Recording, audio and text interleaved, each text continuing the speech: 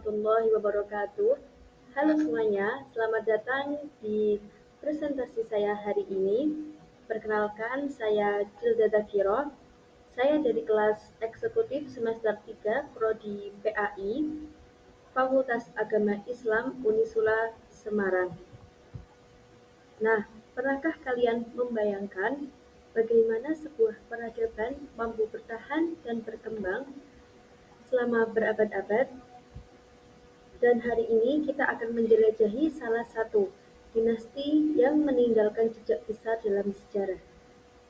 Apa itu? Yaitu sejarah dinasti Abbasiyah. Sebelum itu, presentasi ini bertujuan untuk memenuhi tugas sejarah pendidikan Islam di mana Bapak Muhammad Farhan SPDI, SHUM MPDI sebagai dosen pembimbing. Dan dengan presentasi yang berjudul Peran Dinasti Abbasiyah dalam Kemajuan Ilmu Pengetahuan dan Peradaban Islam, saya akan memaparkan sedikit mengenai sejarah dinasti tersebut. Latar belakang. Pada abad ke-7 terjadi pemberontakan di seluruh negeri. Pemberontakan yang paling dahsyat dan merupakan puncak dari segala pemberontakan, yakni perang antara pasukan Abdul Abbas melawan pasukan Marwan bin Muhammad dari dinasti Umayyah, yang akhirnya dimenangkan oleh pasukan Abdul Abbas. Dengan jatuhnya negeri Syria, berakhirlah riwayat dinasti Umayyah dan bersama dengan itu bangkitlah kekuasaan Abbasiyah. Pada masa inilah kejayaan Islam yang mengalami puncak keemasan. Pada masa itu, berbagai kemajuan dalam segala bidang mengalami peningkatan, seperti bidang pendidikan, ekonomi, politik, dan sistem pemerintahannya. Peradaban Islam mengalami puncak kejayaan pada masa Daulah Abbasiyah. Perkembangan ilmu pengetahuan sangat maju, yang diawali dengan penerjemahan naskah asing, terutama yang berbahasa Yunani, ke dalam bahasa Arab. Pendirian pusat pengembangan ilmu dan perpustakaan, dan terbentuknya madhab ilmu pengetahuan dan keagamaan sebagai buah dari kebebasan berpikir. Rumusan masalah. 1. Bagaimana perkembangan politik pada masa awal dinasti Abbasiyah, serta peran tokoh-tokoh penting seperti Abu al-Abbas as-Saffah, Al-Mansur, Harun ar-Rasyid, dan Al-Ma'mun. 2. Bagaimana perkembangan ilmu pengetahuan, filsafat, dan peradaban pada masa keemasan dinasti Abbasiyah. Ketiga, faktor-faktor apa saja yang mendorong kejayaan dinasti Abbasiyah dan penyebab kemundurannya. 4. Siapa tokoh-tokoh filsuf dan ilmuwan serta kontribusinya dalam perkembangan ilmu pengetahuan. Lanjut ke berdirinya dinasti Abbasiyah. Pada pertengahan abad ke-8, muncul sebuah gerakan besar yang mengubah wajah dunia Islam. Gerakan ini dikenal sebagai Revolusi Abbasiyah, berawal dari ketidakpuasan kelompok-kelompok terhadap pemerintahan dinasti Umayyah, terutama kaum Mawali yang sering merasa dipinggirkan. Dengan itu muncullah dukungan bagi keturunan Abbas bin Abdul Muthalib, yaitu paman Nabi Muhammad SAW, untuk mengambil alih kepemimpinan. Gerakan ini berkembang diam-diam di wilayah Khurasan di bawah tokoh Abu Muslim al-Khurasani. Dengan strategi yang terencana dan dukungan masyarakat yang kuat, mereka akhirnya bergerak terbuka dan berhasil mengalahkan pasukan Umayyah dalam pertempuran Zab pada tahun 750 Masehi. Kemenangan ini menandai lahirnya dinasti Abbasiyah. Nah, apakah kalian tahu pertempuran Zab itu apa? Pertempuran Zab adalah pertempuran antara pasukan dinasti Umayyah dan pendukung dinasti Abbasiyah yang terjadi pada tahun 750 Masehi di dekat Sungai Zab, Irak bagian utara. Pertempuran ini sangat penting karena 1. Menjadi akhir kekuasaan dinasti Umayyah. Pasukan Umayyah yang dipimpin oleh Khalifah Marwan II,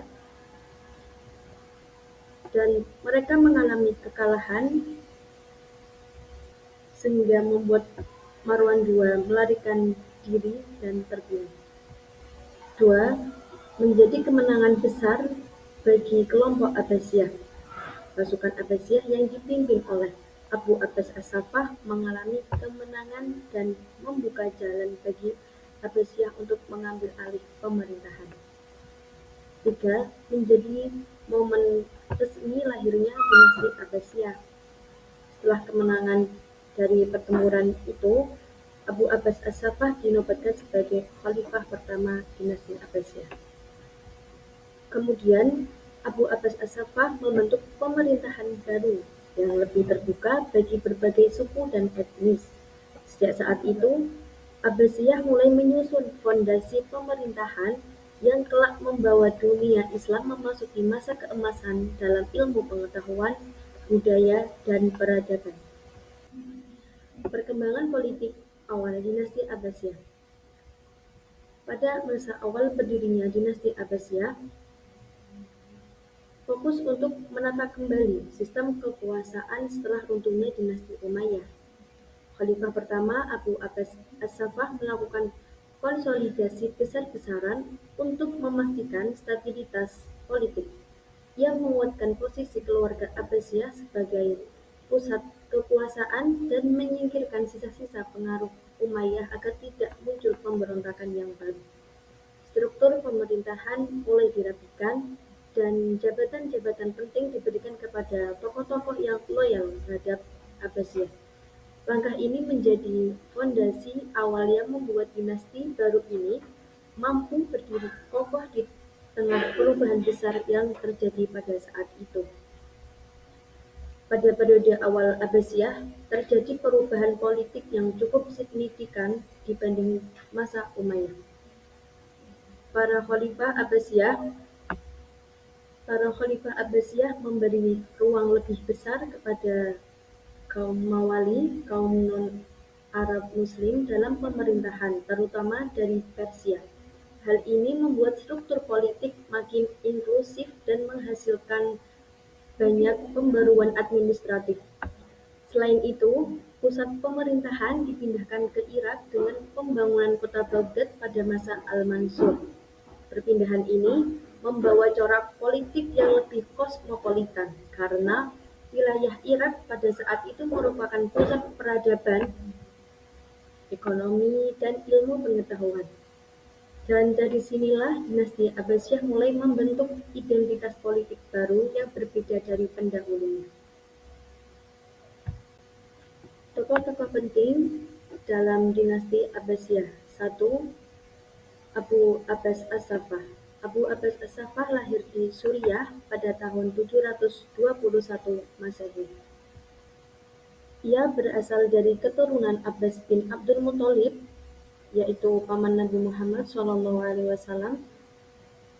Jadi, dari segi garis keturunan, ia memiliki legitimasi kuat di mata umat Islam. Ayahnya, Muhammad bin Ali, adalah tokoh penting gerakan Abbasiyah. Awalnya, gerakan ini dipimpin oleh putra sulungnya yang bernama Ibrahim, tetapi sebelum wafat, Ibrahim menyerahkan kepemimpinan kepada Abu Abbas. Dari sinilah Abu Abbas mulai memegang kendali pergerakan yang akhirnya menumbangkan dinasti Umayyah. Pada tahun 749 Masehi, Abu Abbas dibaiat sebagai khalifah di Kufah. Pemerintahan awalnya belum stabil, sehingga pusat pemerintahannya beberapa kali berpindah hingga akhirnya ia membangun kota baru yang bernama Al-Hashimiyah. Ia menjadi tokoh utama dalam revolusi Abbasiyah yang berhasil menggulingkan dinasti Umayyah, terutama berkat dukungan Panglima Abu Muslim Al-Khurasani. Kemenangannya membuatnya mendapat gelar As-Saffah yang berarti penumpah darah. Karena sikap kerasnya terhadap keturunan Umayyah, meskipun dikenal tegas dan tidak segan menumpas lawan politiknya, Abu Abbas berhasil membangun fondasi pemerintahan yang stabil bagi dinasti Abbasiyah. Ia membuka jalan bagi berkembangnya ilmu pengetahuan dan memperkuat struktur kekhalifahan yang lebih teratur. Abu Abbas memerintah selama 4 tahun sebelum wafat pada tanggal 8 Juni 754 dalam usia 33 tahun. Sebelum meninggal, ia menunjuk saudaranya Abu Ja'far al-Mansur sebagai penerus karena putranya masih terlalu kecil untuk memimpin kekhalifahan. Selanjutnya ada Khalifah al-Mansur atau yang bernama lengkap Abu Ja'far al-Mansur yang merupakan khalifah kedua Abbasiyah yang lahir di Umayyah tahun 714 dan sekaligus tokoh penting yang membangun fondasi awal dinasti ini. Setelah kakaknya Abu Abbas as-Saffah wafat pada tahun 754 Masehi, ia naik menjadi khalifah dan segera menegakkan stabilitas politik, termasuk dengan menyingkirkan Abu Muslim yang dianggap mengancam kekuasaan. Ia dikenal sebagai tokoh penting yang membangun fondasi kuat bagi berdirinya dan berkembangnya dinasti Abbasiyah.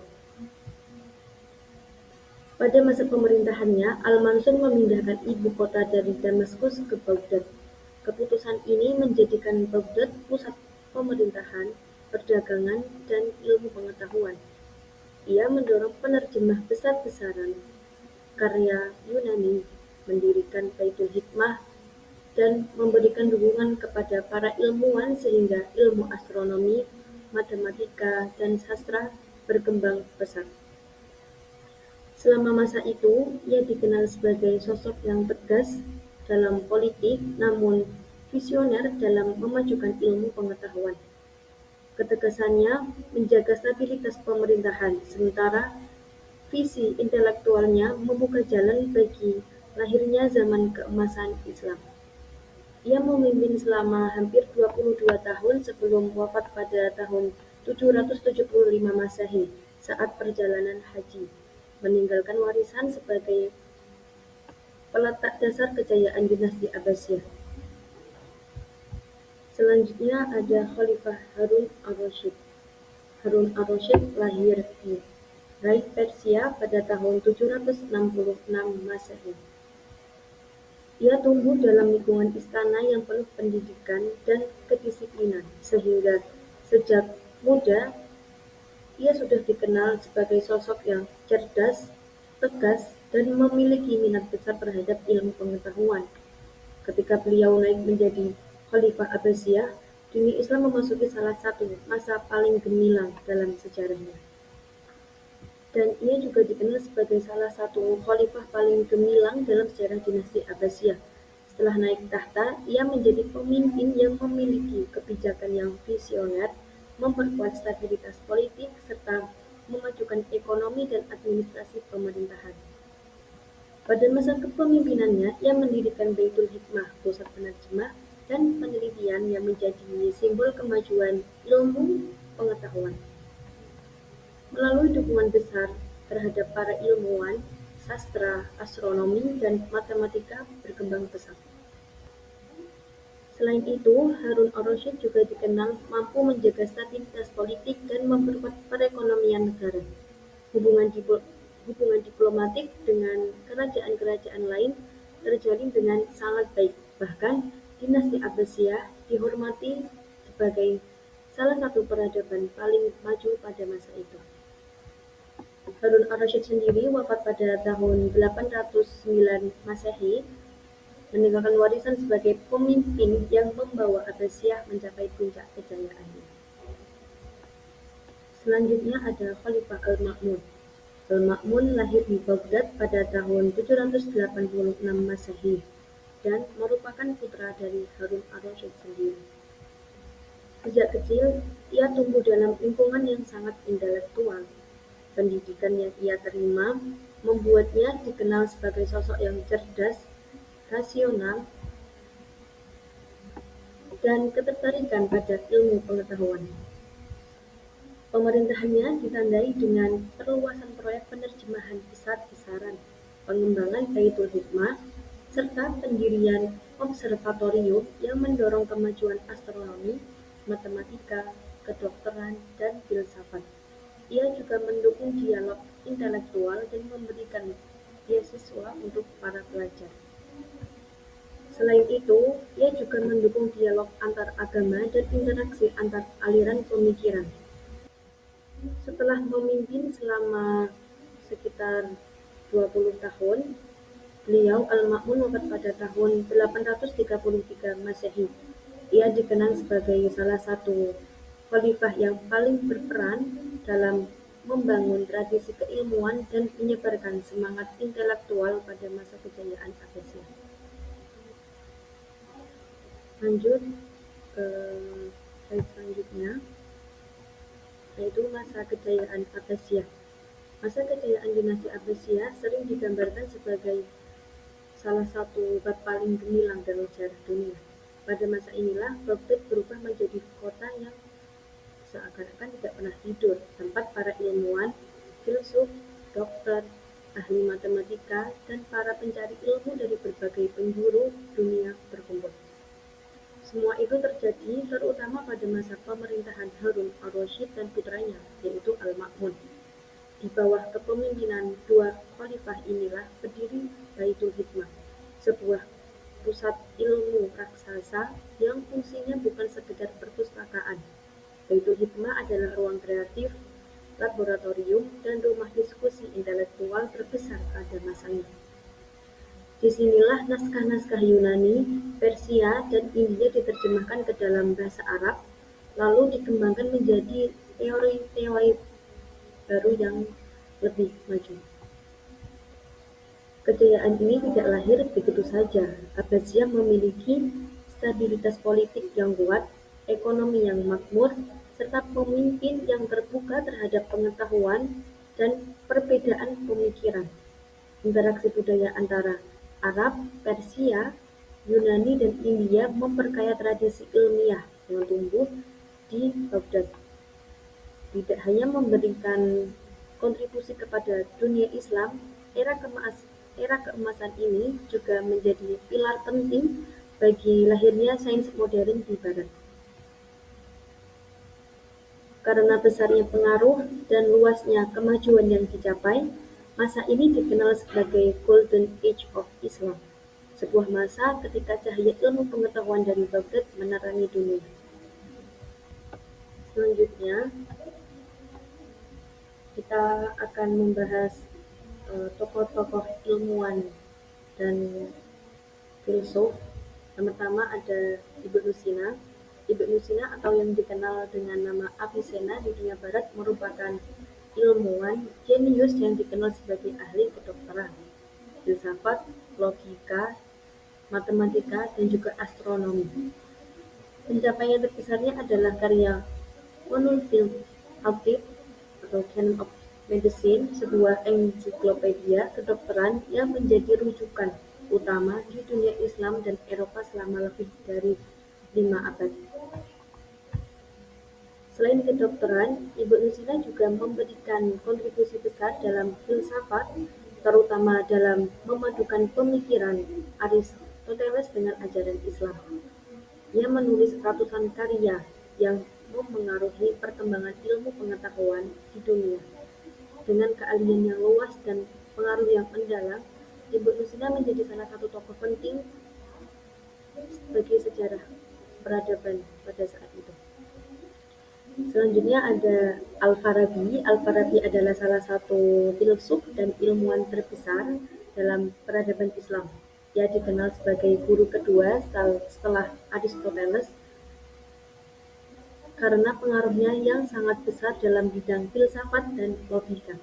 Keahliannya meliputi filsafat, musik, politik, logika, matematika, dan ilmu bahasa.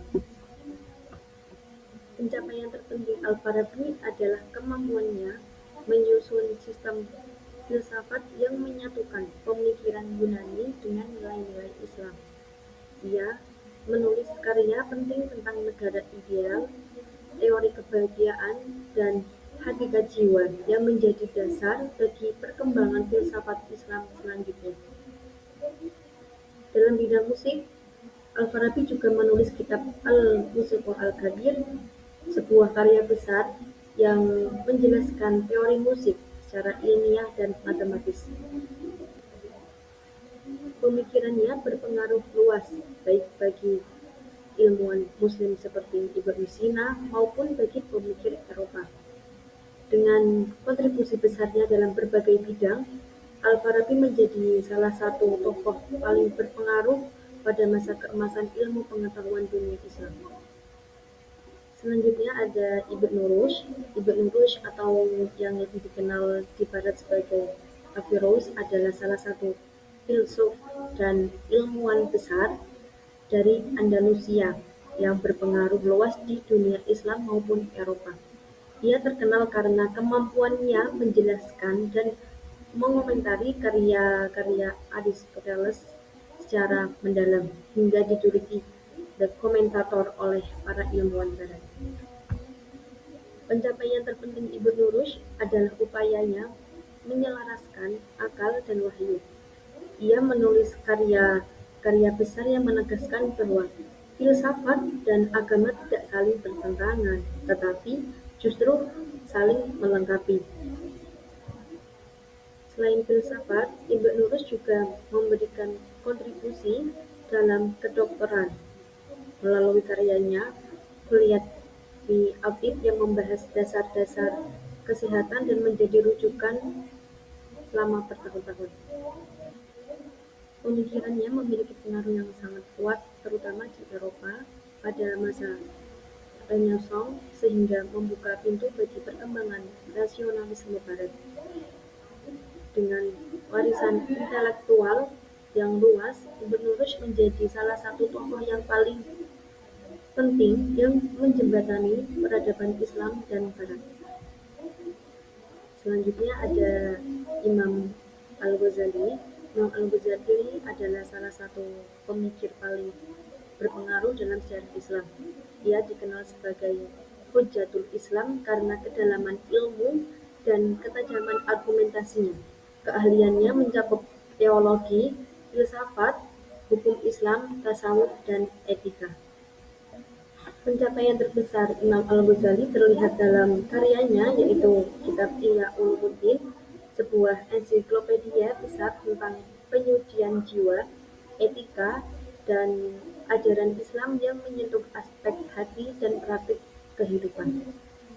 Selain itu, dalam karyanya Tahafut al-Falasifah, ia juga mengkritik beberapa pandangan filsafat Yunani yang dianggap bertentangan dengan akidah Islam, sehingga memicu perkembangan baru dalam pemikiran filsafat dan teologi di dunia Islam. Imam Al-Ghazali Imam Al-Ghazali juga memberikan kontribusi besar dalam memperkuat tradisi tasawuf sebagai jalan untuk mendekatkan diri kepada Allah melalui akhlak dan penyucian hati. Pemikiran dan tulisannya berpengaruh luas yang tidak hanya di dunia Islam, tetapi juga dalam berbagai kajian akademik modern. Karena itu, dia juga dianggap sebagai salah satu tokoh kunci dalam membentuk intelektualisme Islam klasik. Selanjutnya ada Al-Khwarizmi. Al-Khwarizmi adalah salah satu ilmuwan terbesar pada masa kejayaan dinasti Abbasiyah. Ia dikenal sebagai Bapak Al-Jabar dan pelopor sistem bilangan modern. Pencapaian terpenting Al-Khwarizmi adalah karyanya dalam matematika, terutama buku Al-Jabar wal Muqabalah. Melalui karya inilah istilah Al-Jabar lahir. Dan konsep penyelesaian linear serta kuadrat diperkenalkan secara sistematis. Selain itu, ia juga mengembangkan algoritma, sebuah konsep yang menjadi dasar utama dalam ilmu komputer modern. Bahkan kata algoritma berasal dari nama beliau sendiri yaitu Al-Khwarizmi. Selanjutnya, kita akan membahas kemunduran dinasti Abbasiyah. Dinasti Abbasiyah sendiri mengalami kemunduran sejak abad ke-9 hingga ke-13. Kemunduran dinasti Abbasiyah disebabkan oleh lemahnya kepemimpinan, konflik internal antar keluarga, korupsi, serta melemahnya kontrol pusat terhadap daerah-daerah.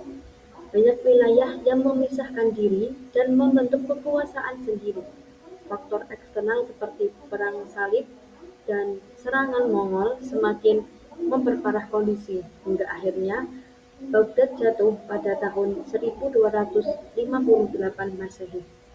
Dinasti Abbasiyah pun runtuh setelah berabad-abad menjadi pusat ilmu dan peradaban. Akibatnya, wilayah kekuasaan terfragmentasi, otoritas khalifah berkurang, dan kekuatan politik Abbasiyah tidak lagi sekuat masa kejayaannya. Meskipun begitu, warisan budaya, ilmu pengetahuan, dan seni tetap menjadi kontribusi penting bagi peradaban Islam dan dunia. Selanjutnya, kesimpulan, dinasti Abbasiyah mencapai puncak kejayaan dengan pusat pemerintahan di Baghdad, di bawah kepemimpinan khalifah seperti Harun ar-Rasyid dan Al-Ma'mun. Ilmu pengetahuan, budaya, dan perdagangan berkembang dengan sangat pesat, ditandai dengan pendirian Baitul Hikmah sebagai pusat intelektual. Kejayaan ini didukung oleh pemerintahan yang terorganisir, administrasi efisien, serta perdagangan dan hubungan diplomatik yang luas. Namun, kemunduran terjadi akibat korupsi, perebutan kekuasaan, serangan bangsa luar, dan ketidakstabilan politik, sehingga wilayah kekuasaan semakin terfragmentasi. Meskipun demikian, warisan Abbasiyah tetap terlihat melalui literatur, arsitektur, filsafat, dan perkembangan mazhab ilmiah yang menjadi rujukan hingga masa kini.